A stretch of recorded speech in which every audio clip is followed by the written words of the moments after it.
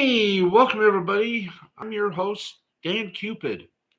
Happy Valentine's Day. Sorry we're sorry we're a bit late. bit a little bit late for the broadcast, but we're here finally. Yay. So let's get started on this Valentine's Day edition of Steve Sporty Balls, because tomorrow our Valentine. Oh no, this isn't the Valentine's Day edition. This is the pre-Valentine's Day edition of Steve Sporty Balls. Now, if you were here last night, it was a disaster. We had a few little tech issues, but tonight we are not going to have tech issues. Tonight we are going to march onward, and let's get to it. Let's get you some news. And we start off with the NBA, and oh boy, this might just. Okay, let me just. Oh, thank you. Press 2, 3, 4. Okay, let's get you. Come on, get on there so I can do this right. Thanks a lot. There we go. The New York Knicks very nearly overcame overwhelming odds in Monday's loss to the Houston Rockets. They trailed by as many as 16 points. They were playing without starters Mitchell Robinson, Julius Randle, and OG Anunoby, as well as key reserve Isaiah Hartenstein, or Steen. And they were on the road against a Rockets team that is 19-9 at home. Yet, despite all of that, the Knicks came fractions of a second away from sending Houston to overtime. Instead, the game swung on one of the most controversial calls of the season. It's a loss that the Knicks, hey, LDG, how are you? The Knicks are reportedly planning to protest. The Rockets had possession in the closing seconds. Jalen Green tries to win it with a layup as the clock passes the 3-second mark. Precious Achiuwa blocks it away, and it looks like we're going to overtime. That is until Aaron Holiday comes up with possession and throws up a prayer. Fortunately for Houston, Jalen Brunson aggressively closed out on the shot and was called for a foul. Replay review confirmed that the foul came before the clock struck 0. Holiday went on to sink 2 free throws, and the Rockets escaped with a 105-103 victory. Now,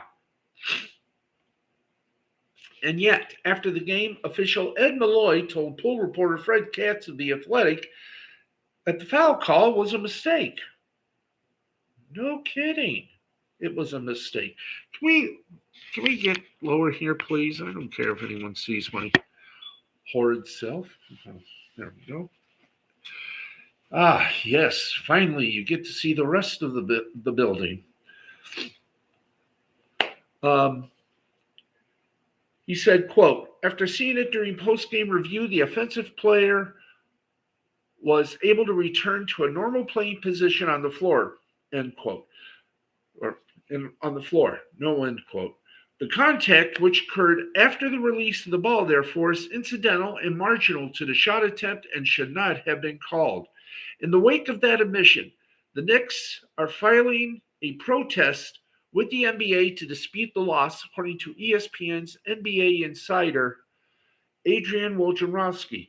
Teams have a 48-hour window to protest outcomes, and the league has 5 days to respond. But rarely do they go anywhere. The last protest to lead to a replay came all the way back during the 2007-2008 basketball season. The game was between the Miami Heat and Atlanta Hawks, and Shaquille O'Neal was called for committing his 6th foul with 51.9 seconds left in overtime. However, Miami's protests proved that he had actually committed only 5 fouls. The two teams replayed the end of the game months later, and by then, O'Neal was no longer even part of the team. The call that cost the Knicks the game on Monday was controversial on several levels, besides the fact that it was merely incorrect. Now, rarely do we see whistles on such desperation heaves as the clock expires, But you could also argue that Holiday initiates the contact by sticking out his arm. Nonetheless, the foul was called and the Rockets won. Brunson sarcastically grumbled, "It was a great call." Next question. Well, nobody enjoys seeing officials decide on a close game, but at the same time, it was somehow reckless. It was a somewhat reckless closeout by Brunson. New York's all-star point guard makes his money offensively in part because of his remarkable body control. Yet on this play, he was far too aggressive in attempting to contest what was a very low percentage shot. He gave the officials a chance to make the rare call, and they ultimately made it. So we'll just have to wait and see what the folks at the NBA hierarchy have to say about this. There we go. I'm normal. So there you go on that little momentation. Yes. Here's teams to watch in 2024 as we go now to the NFL report. As you know, the Super Bowl ended the season. Thus, we look forward to key offseason storylines, plus 5 teams to watch for, including the Texans, Packers, and Jets. And a reminder, May is when the new season, well, March is when the new season actually starts up with free agency, etc. May, they release the schedules and what you're going to see on Fox, CBS, NBC, Peacock, blah, blah, blah, ESPN. Hey, Matt, the question is, folks, are we going to make it through an hour, maybe an hour and a half? You be the judge. Here we go. Super Bowl 59 is in the rearview mirror, and so is the 2023 NFL season. Back as the Kansas City Chiefs celebrate their latest championship, the rest of the league is hard at work trying to knock them off their pedestal and hoist the Lombardi Trophy for themselves. Hope so, Steve. Still not sure why stream crashed yesterday. I don't know. We had a little problem here at headquarters, so fingers crossed, and every other bodily orifice crossed as well. Our sporty balls got crossed. Okay, or even crossed. Here we go. Over the next few months, key milestones of the roster building process will take place, including free agency and the 2024 NFL Draft, which, ladies and gentlemen, will be in the Motor City. I'm not going to be in the Motor City, but the NFL is. So there you go. Hey, how do I look, by the way? Not bad. We still continue the improvements. Now, as you might imagine, the offseason is filled with many twists and turns. And by the time we're kicking off the 2024 regular season, some teams could look entirely different. Some could look exactly the same, and others may be starting a long rebuilding trip. We're going to take our first glimpse off season by highlighting a handful of key storylines as well as some of the teams that could make some of the loudest moves over the next few months. So here we go. 5 key off-season storylines. Numero uno. Hey, we got sound effects. What do the Bears do with their number 1 overall pick? Arguably, the most interesting storyline is what the Chicago Bears do with the top pick in the 24 NFL Draft. They found themselves in this situation a year ago and ended up trading the pick to Carolina for a treasure trove of assets. Do they do that again? Or do they make the pick with a generational talent like USC quarterback Caleb Williams sitting atop most draft boards? If they do, how does that impact Justin Fields? Numero dos. Does Stephon Diggs request a trade? An NFL offseason is typically good for at least one jaw-dropping trade. Could that end up taking place in Orchard Park? quite possible. All-Pro receiver Stephon Diggs has endured a turbulent past calendar year with the Bills and even cast some doubt in his future with the franchise at the Pro Bowl. If he is truly unhappy with the situation, all eyes are going to be in Buffalo to find out what, if anything, they will do to keep Stephon Diggs. Number 3. Where did the veteran quarterbacks land? Ah, yes. Ah, young wise one. Kumbaya. As is in the case every offseason, the quarterback movement will be a key narrative. This cycle features a number of signal callers. Up a bit, please. You got me cut off. There we go. Number of signal callers who could be switching uniforms over the next few months. Kirk Cousins, Baker Mayfield, and Ryan Tannehill are slated to become free agents, while the likes of Fields, Russell Wilson, and Mac Jones could all be put on the trade block. We will have to see. Numero 4, or numero cuatro. Oh, one. We can do better than that. Thank you. Cincinnati. How do the Bengals handle the wide receiver position? Very carefully, I might add. But here's all the goody. If you're ready. Cincinnati is a team to watch this offseason, as it is capable of retooling and being a legit Super Bowl contender in 2024. After an injury-filled season in 2023, specifically, the wide receiver position is of note for the Bengals superstar wideout Jamar Chase is extension eligible this offseason and could fetch a deal that makes him the highest paid player in his position. Yes. On top of Chase, fellow receivers T. Higgins and Tyler Boyd are set to enter unrestricted free agency. Now, the Bengals do have $61.3 million in cap space to play with this offseason. It will be fascinating to see how they deploy those resources and who they prioritize in keeping. Finally, number 5. Thank you. Do running backs continue to struggle to find lucrative contracts? Posible. One of the biggest storylines last offseason was the running back position.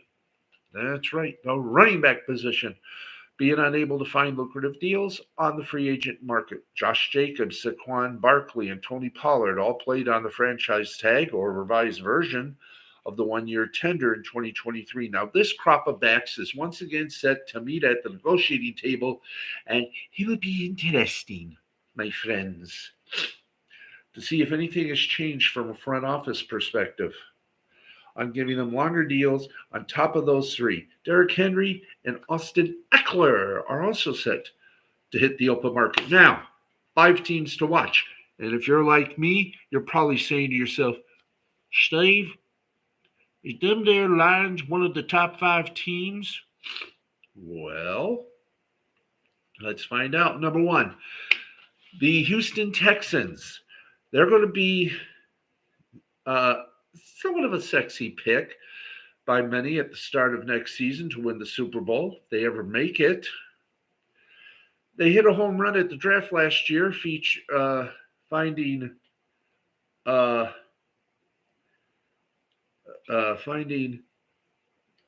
O'Roy and D-Roy in quarterback C.J. Stroud and linebacker Will Anderson Jr. With those pieces to the core in place and a division title plus a playoff win on their resume, it will be fascinating to find out just how good they really are. They nearly reached the NFC Championship as well by taking the 49ers down to the wire. Believe it or not, Jordan Love, because this is a transition year for the Packers, and that's what we're talking about. No, let's try that again. I've already talked about number 1. Let's go number 2, the Packers. They popped a bit earlier than expected in what was set to be a transition year with Jordan Love taking over for Aaron Rodgers. Green Bay was able to make it into the playoffs and advance to the divisional round They nearly reached the NFC Championship as well by taking the 49ers down the wire. Love is under contract for next season, but nothing beyond that. Most likely, he and the Packers come to terms on a lucrative extension this offseason if they continue to build around this young roster. They could be competitive for many seasons to come. How about this? Number 3, the New York Jets. Speaking of Rodgers, his torn Achilles heel in week 1 completely turned New York's season upside down, inside out, and rolling to nowhere. How the Patriots, no, let's see, how now that he's recovered, the Jets can get back on the trajectory that could have them snapping their playoff drought. If Rodgers can even remotely return to his standard of play, New York could fly under the radar as a contender in 2024. New England, number 4, is entering a new era after parting ways with Bill Belichick and installing Jerry DeMayo as head coach. How the Patriots attack this offseason will be worth monitoring, as they are equipped with plenty of tools to rebuild. This is going to be an ultimate rebuilding season for the New England Patriots as they try to find new life with a new coach and a new standard. Now, number 5, everything the Commanders from Washington, and everything that was said about the Patriots is said about the Commanders, especially now that they have new owners. Washington has the most cap space, about $83.5 million in the league, and it possessions the number 2 overall pick, likely giving a choice between UNC quarterback Drake May and LSU quarterback Jaden Daniels, with Adam Peters hired as GM and Dan Quinn brought in as new head coach. This could be a very interesting offseason for the Commanders. And now, here are the early odds via DraftKings Sportsbook for 10 candidates, 10 teams with a chance at the Super Bowl. Number 1, the San Francisco 49ers are at about plus 550. Kansas City Chiefs plus 650. Baltimore Ravens plus 900. Buffalo Bills plus 950. Detroit Lions in 5th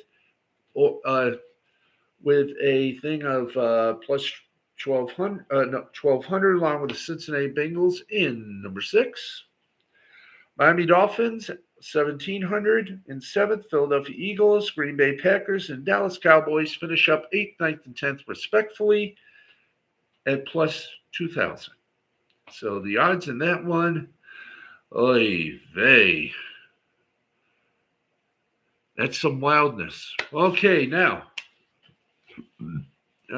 excuse me, I belched, therefore I live. So those are your storylines right there for 2024. Of course, the NFL version of the Hot Stove League begins, as always, coming soon. The NFL Draft, and before the NFL Draft is some moving around, some moving and grooving, some shaking and baking. Okay, let's go to Major League Baseball. We have some good news to report. And oh joy, oh raptura. Okay, we go to this. Wichita police have made their first arrest in the Jackie Robinson statue stealing and destruction. They believe the crime wasn't hate motivated. The Wichita, Kansas Police Department announced tonight that an arrest had been made in relation to a Jackie Robinson statue being stolen from a local park. The statue ended up being destroyed and found in pieces later. Police arrested 45-year-old Ricky Alderetti and charged him with felony theft, value over $25,000 or $25,000 for those of you who require the ultimate of an expensive report. Let's see. Felony theft, value over $25,000, aggravated criminal damage to property, identity theft, and making false info. Now, the statue was stolen from McAdams Park, which serves as a home of League 42. Now, League 42 is a youth baseball league that serves an estimated 600 children, and the Robinson statue was built in 2021. Aaron Moses of the Wichita Police Department said, the investigation, quote, the investigation has not revealed any evidence indicating that this was a hate-motivated crime. We believe this theft was motivated by the financial gain of scrapping common metal, end quote. Bob Lutz, who serves as the executive director of the League 42 Foundation, added that, quote, we're feeling good that someone is being held responsible, and I do believe that all individuals involved will be apprehended. Now, following the theft, pieces of the statue were found burnt in Garvey Park, according to TV station KAKE. Now, shortly after the theft took place, over 145,000 in donations poured in to aid in rebuilding the iconic statue. According to the Associated Press, an online fundraiser was started with a goal of $75,000 to help rebuild the statue, honoring the man that broke the color barrier, Jackie Robinson, who broke the color barrier in 1947. Now, surveillance footage from the initial vandalism showed a brown pickup truck arriving at Jackie Robinson Pavilion outside the League 42 fields, while at least 2 people ripped down the statue before driving it away. Authorities had been searching for the statue since it was found missing, and their search ended Tuesday morning. The Wichita Fire Department received a call about a trash can on fire at Garvey Park at 8:40 a.m. per the Cake report. That's K-A-K-E, but they prefer to call themselves Cake. After extinguishing the blaze, firefighters discovered pieces of the Robinson statue that had been torched. In a press conference, Councilman Brandon Jordan vowed to put another statue up in place of the one that was destroyed. Johnson saying, quote, we will make sure that we find a way to get that statue back. We will continue to invest in this community, and this tragic incident will not remove that hope that we all have for the area. Now, on that front, League 42 founder and director Lutz said the mold from the original statue is still intact. The park will now be able to get a replica of the original Robinson statue, which was created by John Parsons. Said Lutz to KAKE, quote, fortunately, the mold from his work is still viable, and the statue that reappears in McAdams Park will be the work of John Parsons. Now, the Robinson statue, which now consists of just a pair of cleats, stood outside of the League 42 youth baseball fields. Lutz started the program in 2013, renovating McAdams Park in hopes of making baseball more accessible to people from all walks of life. The statue itself was erected in 2021 when the Jackie Robinson Pavilion was constructed. And we'll have more news, including some entertainment headlines for you in just a few moments. But right now, it's time. That's right. It's very much time we give you the scoreboard. Yes. Yes, we mightily present thee the scoreboard of joy, of love, the moments that we share with you. So we share with you the moments. Yes. By the way, we are now 2 minutes into Valentine's Day, and I have a beauty of a poem for someone very special that I'm going to finish and send in, and I hope she loves it. But right now, we got scores. So let's give you some scores. Let's go to the NHL and other sort of hockey paraphernuccias, and let's rock and roll. In the NHL, right now, the Tampa Bay Lightning have defeated the Boston Bruins by a score of 3-2. The Buffalo Sabres blanked the Los Angeles Kings 7-0. Montreal Canadiens did the same thing to the Anaheim Ducks, but their final score was 5-0. Ottawa Senators defeated the Columbus Blue Jackets 6-3. Toronto Maple Leafs over the St. Louis Blues by a score of 4-1. The Colorado Avalanche defeated the Washington Capitals 6-3. Seattle Kraken upended the New York Islanders 2-1. Dallas Stars outlasted the Carolina Hurricane 4-2. New Jersey Devils crushed the Nashville Predators 4-2. Vancouver Canucks defeated the Chicago Blackhawks by a score of 4-2. The Edmonton Oilers outlasted the Detroit Red Wings and won by a score of 8-4. Let's get you some other scores of other games in the around the Visage.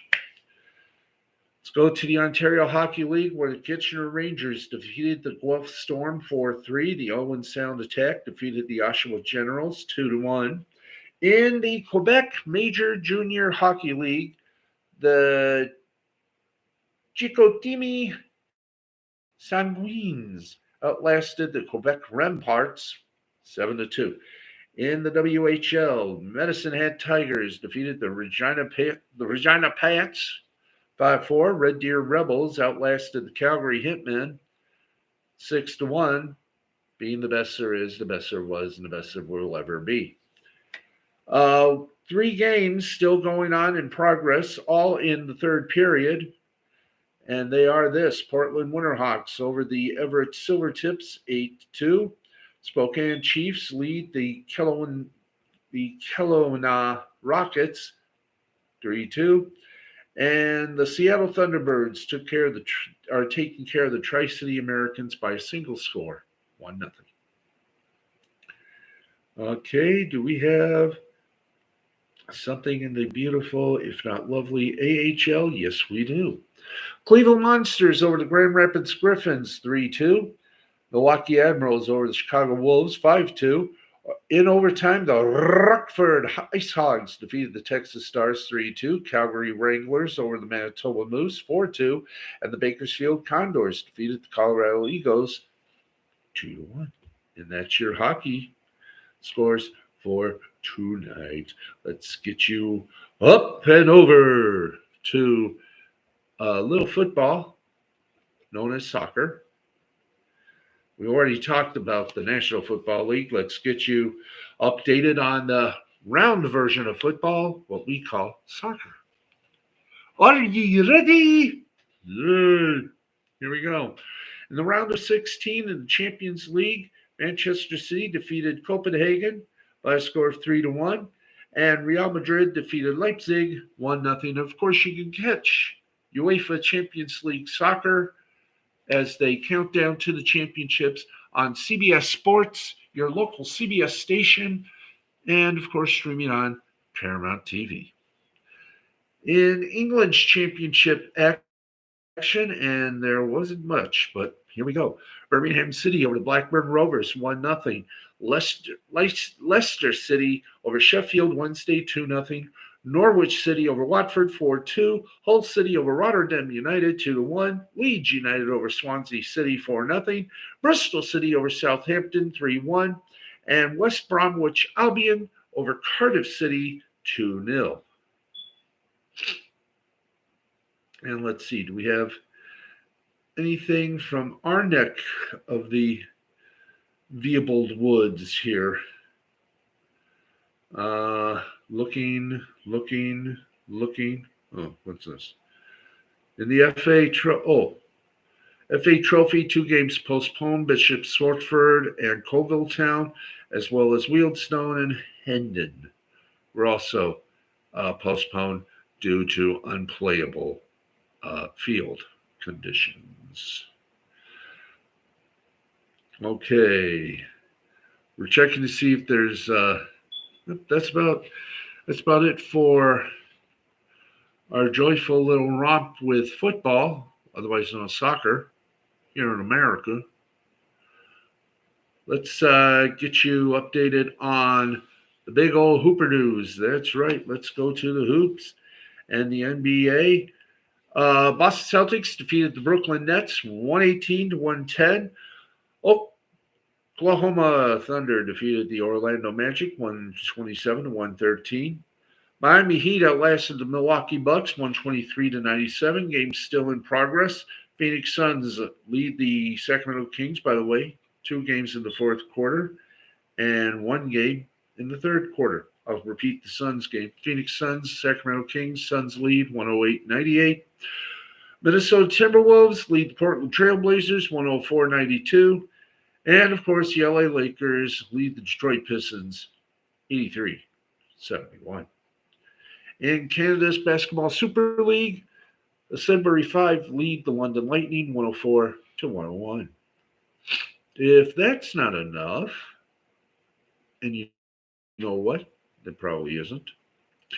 Let's give you some NC2A action, shall we? Marquette Golden Eagles over the Butler Bulldogs 78-72.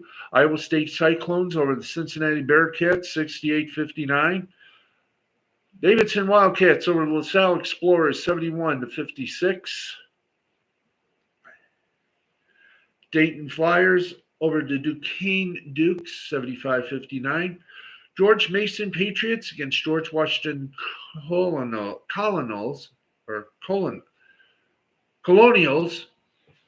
Ugh. Out of the graduate of Harvard. 1967. The Illinois Fighting Illini killed off the Michigan Wolverines 97-68. That's going to do it for Juwan Howard, I have a feeling. Illinois State Redbirds over the Indiana State Sycamores 80-67. Providence Friars over the St. John Red Storm 75-72. Syracuse Orange in a close game over the North Carolina Tar Heels 86-79. Vanderbilt squeaked by Texas A&M Aggies. The Commodores won it 74-73. Cavaliers of Virginia lost a heartbreaker to the Pittsburgh Panthers 74-63. Drake over Evansville 78-75. Florida Gators over LSU Tigers in a squeaker 82-80. Northern Illinois Huskies over the Buffalo Bulls 72-68. Creighton Blue Jays over Georgetown Hoyas 94-72. Tennessee Tech Golden Eagles over the Tennessee State Tigers 70-50. Baylor Bears over the Oklahoma Sooners 79-62. Boston College Eagles over the Louisville Cardinals 89-77. Brigham Young Cougars over the Central Florida Golden Knights 90-88. Kentucky Wildcats over the Mississippi Rebels 75-63. San Diego State Aztecs over the Colorado State Rams 71-55. Virginia Tech Hokies over the Florida State Seminoles by a score of 83-75. The Wisconsin Badgers over the Ohio State Buckeyes 62-54. And other games are still going on as we speak. That is the Nevada Wolfpack and the New Mexico Lobos, as well as thank you, Bruno, as well as the San Jose State Spartans and the Air Force Falcons. Let's take you now from the men to the women. That's right, the women. Women got the strength. Women got the power. Women are good, and we're just here for the shower. Think it over, folks. Then we'll get you the press release of all press releases. Let's get you the scores of the NCAA women's team on a beautiful Tuesday tonight. The women's team, hi there, women's team. It goes like this. Or did I do all of them there? Okay, there we are. Villanova over Georgetown 62-47. BYU over UCF 64-60. Tennessee Tech over Tennessee State 80-64. Rutgers over Minnesota 81-73. South Florida over Wichita State 79-57. St. John's over Seton Hall 68-57. West Virginia over TCU 77-52. And Marquette over DePaul by a score of 69-58.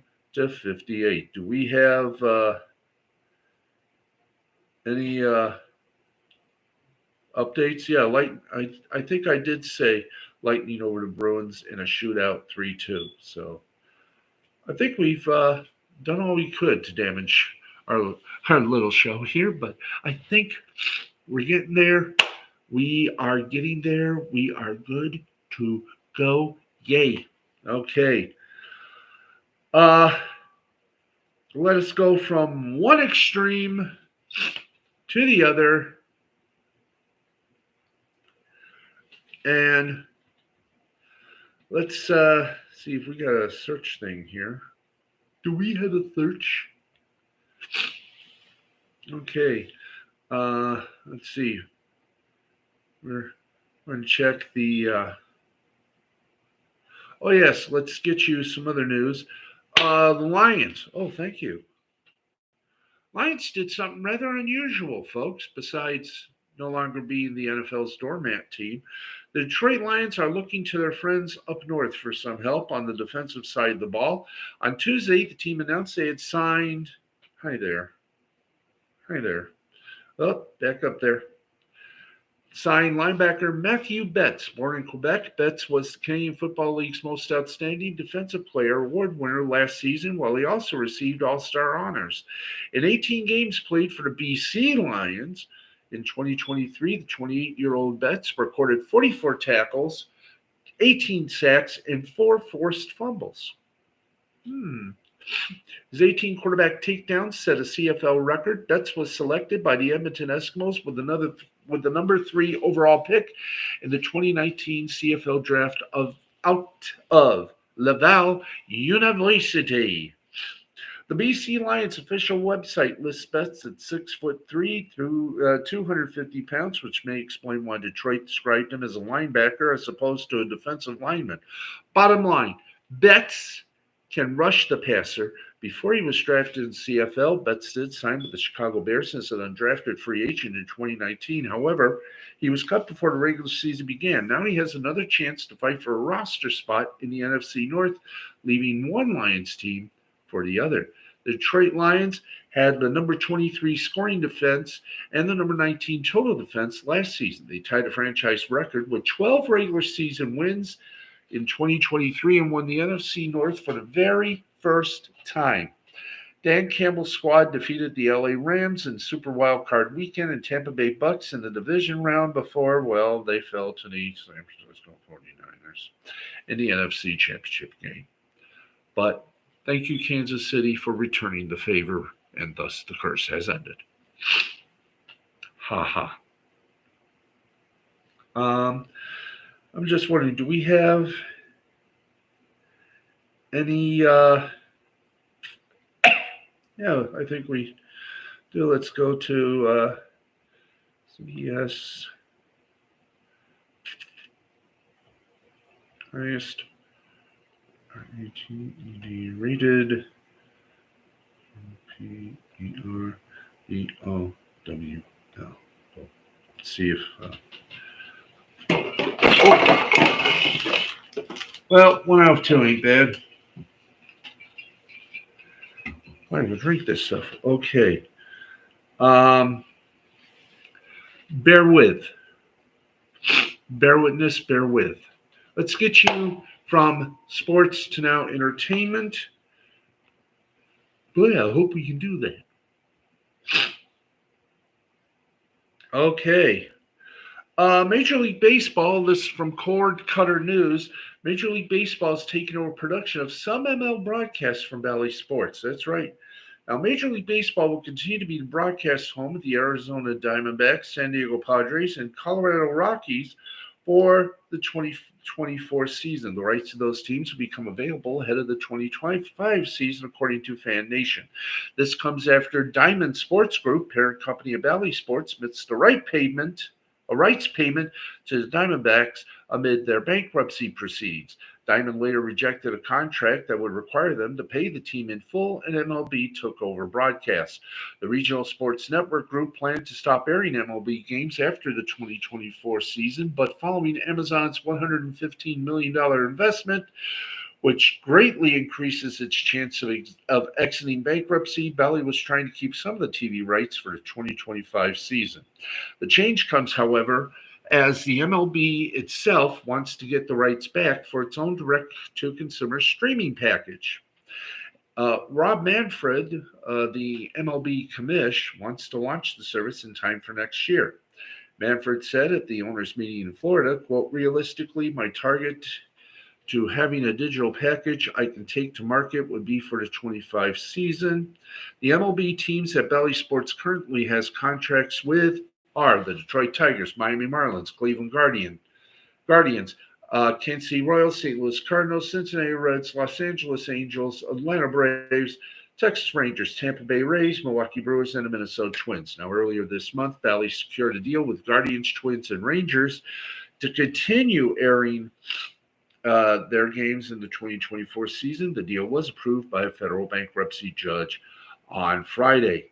Now, a previous version of this report inaccurately said Diamond held the rights for the Rockies and were going to court with MLB over the rights for the Guardians, Twins, and Rangers. So, sadly, Tigers not a part of that deal.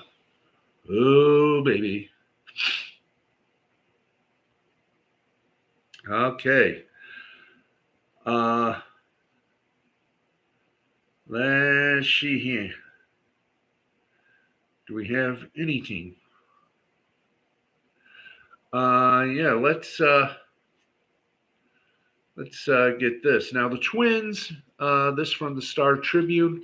Hey, Disney Shipyarder, how are you? MLB Network sucks.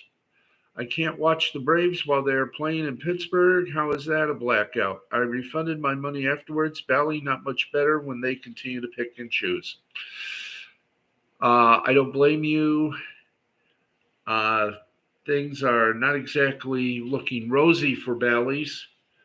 And the Minneapolis Star Tribune greatly gives us the report. Hopefully, the Twins game. Oh, hi there. Nope, that's oh, come on. Under a paywall, bleep. That's silly. Paywalls are stupid. Okay, we move on. But I look for Amazon to directly buy Bally Sportsnet from Diamond Sports Group, and either that or just buy Diamond Sports Group out, all of it. I mean, Bezos can afford it. I mean, he is a quadrillionaire. Anyway, the Super Bowl 2025 logo has been unveiled, and as you know, the conspiracy theorists among the world say that the colors of the logo will mean those teams with those colors will meet in Super Bowl 2025 or in the Super Bowl. Now, this Monday morning, just hours after Patrick Mahomes and the Chiefs officially secured their second straight Super Bowl title, the logo for Super Bowl 59 was revealed. It will take place on February 9th, 2025, at the home of the New Orleans Saints, the Caesars Superdome. Do we have a picture of it? No, we do not. We're going to wait for that. Or will we see that? Okay, just hang on. We'll get you that little cadaver. Boop.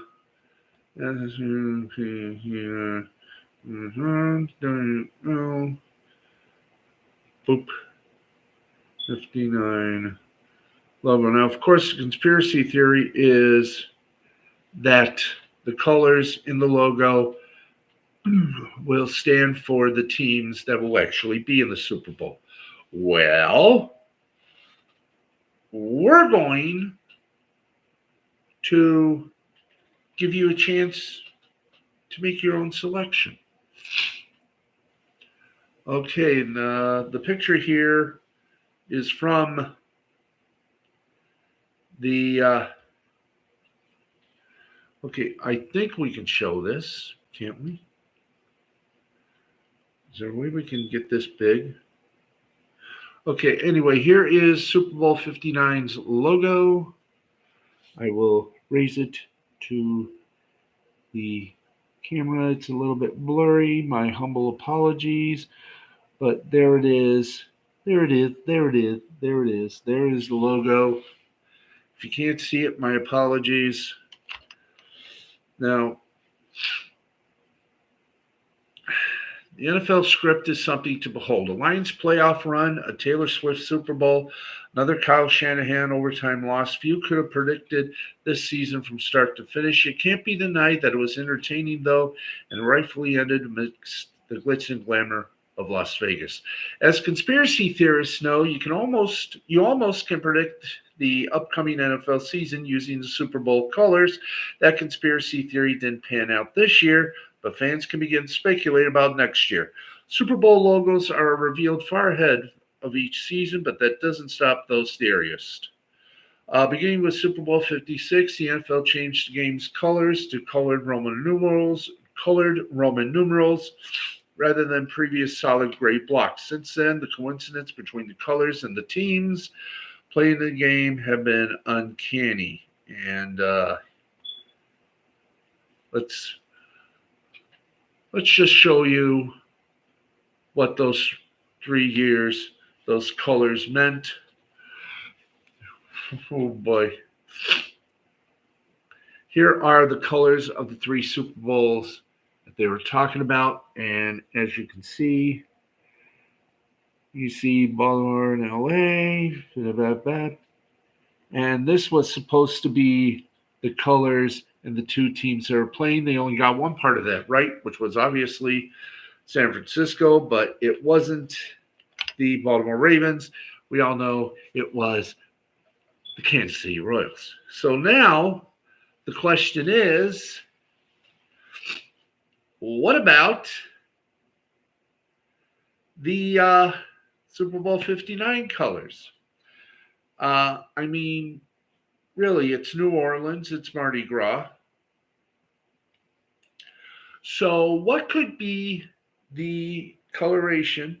We have a little bit of red with some, I'd say, a different shade of yellow. So, what team has? Well, of course, the Rams have the yellow, but well, that can't be it. Nope, that's not it. But the official Super Bowl colors are. Whoop! And I just dropped the zoo. Oh, why? Okay.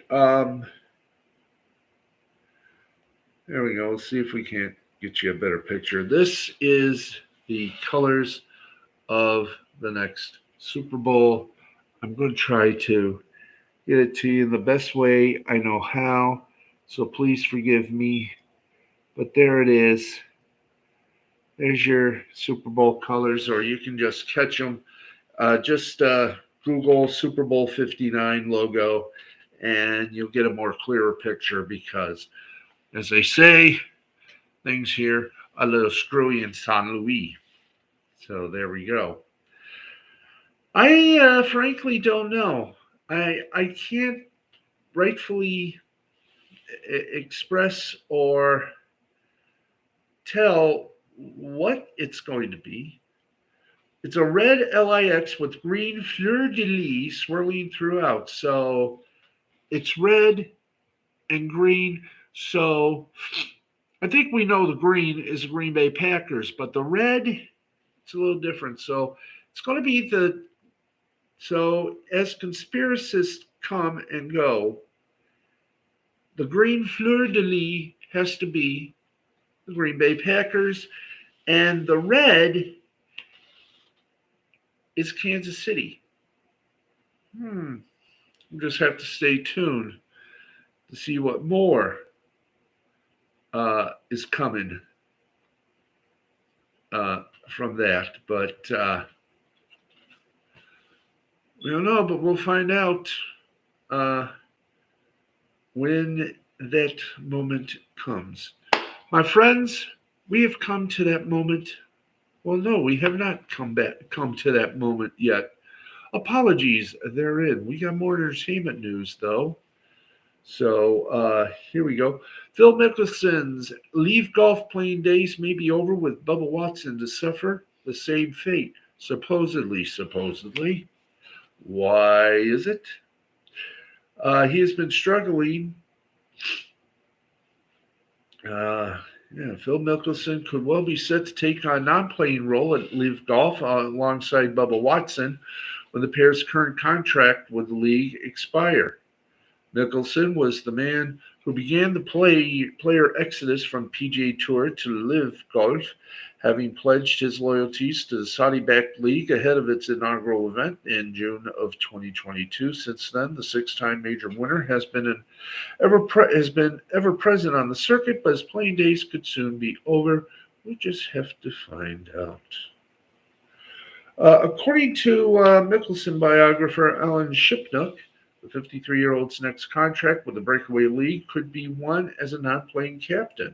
So we'll have to find out what happens. Now, of course, the merger with the PGA Tour is still uh, on hold for obvious reasons. So we'll just stay tuned for that. Paramount Global is in for some layoffs. Paramount, and here we go from our friends over at Deadline. Details are starting to emerge about the major round of layoffs Tuesday at Paramount Global, impacting about 800 employees in the U.S. Headed into the reductions today, there's been a lot of talk about Paramount TV Studios downsizing. The studio, led by Nicole Clemens, has remained independent from the larger CBS studios as the two combined support operations in November 2022 by centralizing finance, law, production, and casting.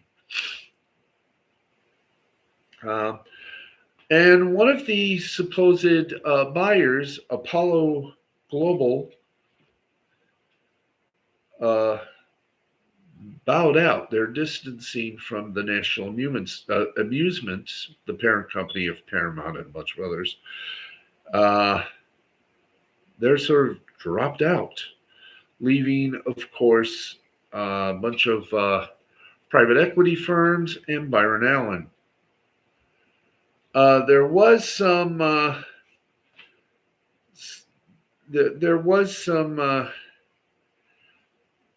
layoffs at the news division of CBS. We'll give you that scanty little kumquat. Let's see. CBS News layoffs. Okay. Did I just put down CBC or CBS? Yep. Okay, so we zap. Don't need CBC. We need the CBS News layoffs. Okay, now the Paramount layoffs hit 20 CBS News staffers. The cuts extended across CBS News operations in Washington, D.C., New York, and Los Angeles, according to two people familiar with the situation, and included two of the news operation's most prominent correspondents, Catherine Herridge, who came from Fox, and Jeff Hagus. A CBS News spokesperson did not respond immediately to any questions seeking comment. The Wall Street Journal previously reported on the number of layoffs, while the Post reported on some of the staffers who have been effective. Peggs was named CBS News Chief National Affairs and Justice Correspondent in March of 2021, while Herridge has worked as an investigative correspondent at CBS in Washington since joining the network in 2019 after a long stint at Fox News Channel. Maybe she can return to the Fox News Channel. We shall find out. Yes. Okay, so doing that, we got about 2 minutes left before we signify the end of our broadcast here, and we're just in the entertainment portion. Let's see, do we have anything more? Oh, yeah, we were supposed to tell you about CBS's Super Bowl. CBS SUPERBOWL BRO broadcast boat. I think it was in, let's check AW full announcing. Let's check that because obviously that's where it's at. Yay. ESPN has re-upped reportedly with the college football playoffs through the 2031 season. Wow.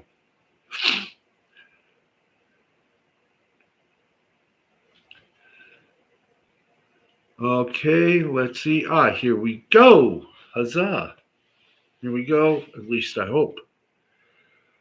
But Super Bowl 58 was touted as the most watched telecast ever on Monday night.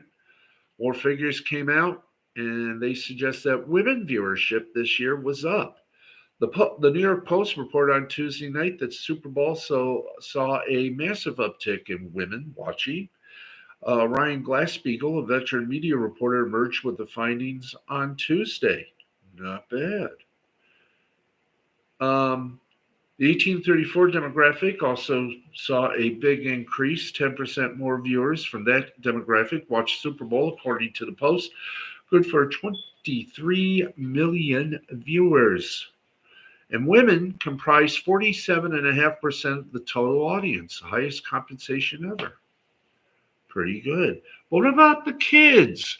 Well, from what I understand, our friends from Nickelodeon are cheering loudly because their historic broadcast of Super Bowl 59 beat all expectations. So I look for the partnership to continue in the 2024 season. How Fox is going to top CBS's ratings, I have no idea, but they got to find themselves a kids network partner because more young viewers, more young kids, were watching the SpongeBob and Patrick hosted Super Bowl 58 from Bikini Bottom.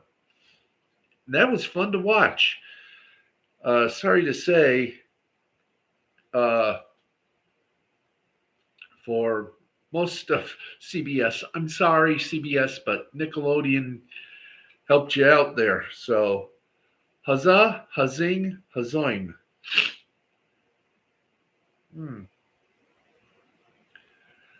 What else we got here before we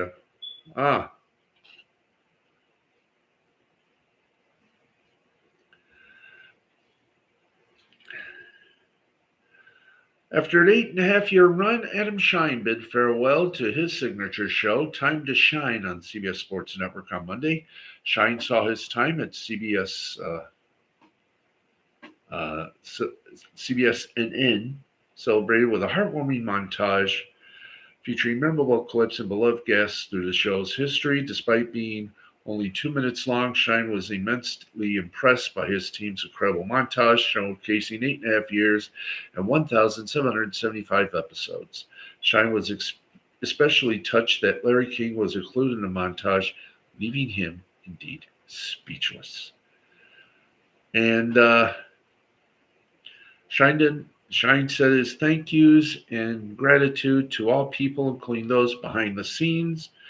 Shine signed his last contract extension with SiriusXM in 2019 after WFAN reportedly pursued him in an afternoon drive as a possible successor to Mike Francesca. Tiki Barber and Evan Roberts now control that time slot.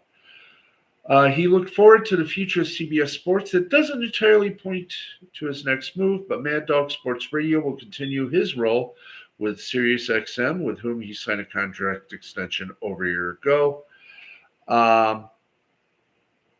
He'll continue hosting his podcast for SiriusXM, but what about that other pregame show?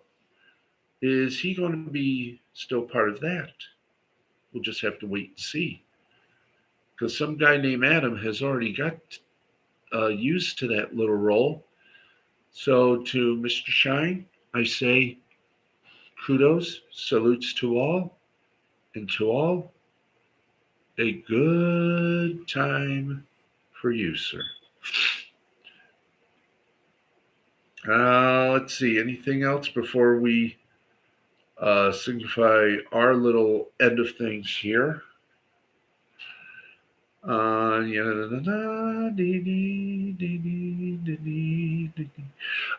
of the snowstorm in New York, uh, Good Morning Football had to do the show remote. All their hosts were at home because they were stuck due to the snowstorm, but everything was good. Let's see what else we got here before we say au revoir to you all for tonight. I think we got everything, didn't we? Ratings, blah, blah, blah, blah, blah, blah. Yep. Let's see. Ooh. We're going to talk tomorrow about the NFL being blindsided by ESPN, Fox, and Warner Brothers Discovery's joint streaming venture because they feel a little bit left out. And the NFL was going to see about partnering with ESPN to save them a little bit of bucket change. But now, I don't know. Hmm. Anyway, I think we have done our duty. Yes, we have. We're 30. Here we go. Now we got it. Yeah, we got it. We got it. Okay. Boom. Boom. Come on. Quickly because we're running into.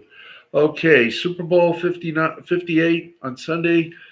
CBS released its viewership numbers on Monday for that Super Bowl. And while they were expected to be big, they were perhaps even better than what could have been imagined. An average of 120 million viewers tuned into the game on CBS with an average of 123.4 watching across all platforms, including Paramount Plus, Nickelodeon, Univision, CBS Sports, and NFL Plus. Despite some issues with the quality of the Paramount Plus broadcast, the streaming service also generated a record high audience for the telecast. The 123.4 million average viewers represent a 7% increase from Fox's Super Bowl broadcast last year, which generated 115.1 million, which was the previous high for Super Bowl. And the total 202.4 million viewers tuned in the game at some point. So congratulations, CBS. Higher congratulations for Nickelodeon. And yeah, pictures of Taylor Swift probably were happy as well. So there you go. We've done it. Congratulations to the winner of the USA Today Ad Bowl. I think we've done it all. We've given you all the sports and entertainment news, and we're going to do it again tomorrow. Same time, same place. We'll see you at 11:35 tomorrow. Until then, I am Steve the Baxman Baxley. This has been a presentation of Mystifying Creativity Productions in association with the L2C Media Network. Executive producer was Sven Cognergrill, and the producer, of course, producer and man was Matthew the Wizard Nichols, Jay the Brain Man, and some guy named Steve the Baxman Baxley.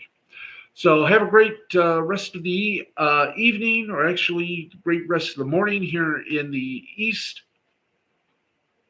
Great evening for those of you in the Mountain and Western, or the Mountain and Pacific time zones. That's it. We're done. Thank you. Good night. We'll talk to you tomorrow. Hello, Nancy from Taco Bell. I'm glad you're here. Thank you. Thank you, everybody. The replay should be even better than live. But then again, live is better than the replay because we're all here and loving every minute of it. So from all of us, thanks for watching. We'll see you tomorrow night. And hey, please be safe, everybody, on the East Coast.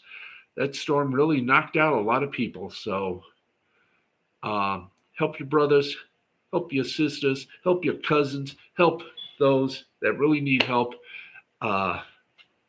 Be safe, be warm, be good. Good night. See you tomorrow. Bye.